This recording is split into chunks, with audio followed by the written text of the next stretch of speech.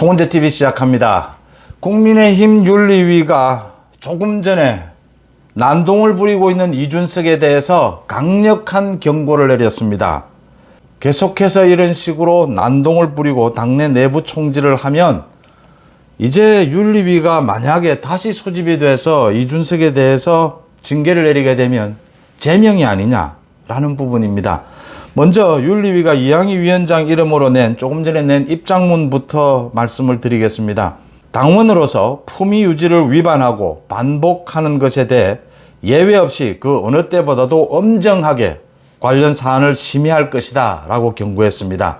누구라고 이름을 박지는 않았습니다. 그렇지만 이준석을 뜻하는 것은 누가 봐도 뻔해 보입니다.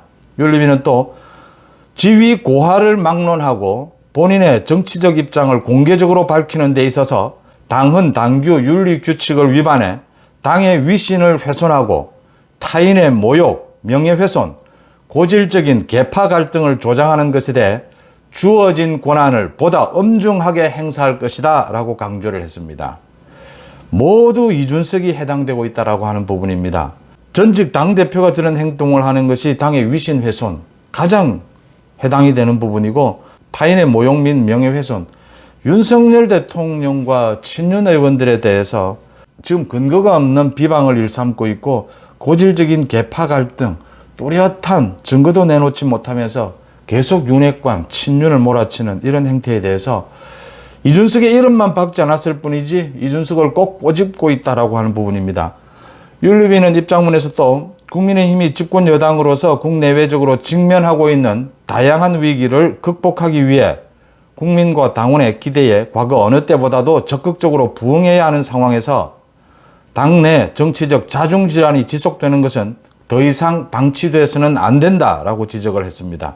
그래서 지금까지의 태도와는 달리 앞으로 이 같은 문제에 대해서 엄중하게 윤리위가 심판하겠다라고 경고를 날렸습니다.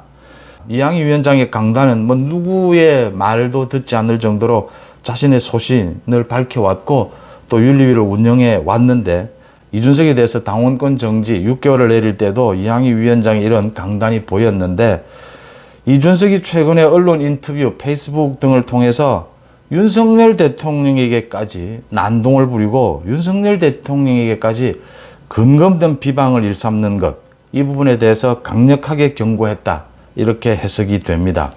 이준석이 지금 당원권 정지 6개월 상황이기 때문에 만약 이준석이 지금과 같은 난동을 계속 이어간다면 다시 윤리위에 회부될 것이다.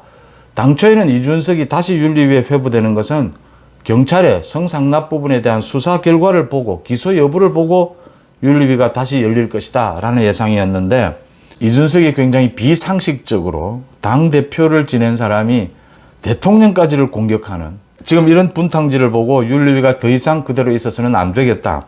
윤리위가 이준석에 대해서 강력하게 경고를 하고, 이준석이 이 경고에도 불구하고 앞으로도 이 시점 이후에도 계속 분탕질을 하고 난동을 부리게 되면 이준석에 대한 윤리위 징계, 윤리위 소집 다시 할 것이다 라고 하는 점을 내비쳤다라고 보입니다.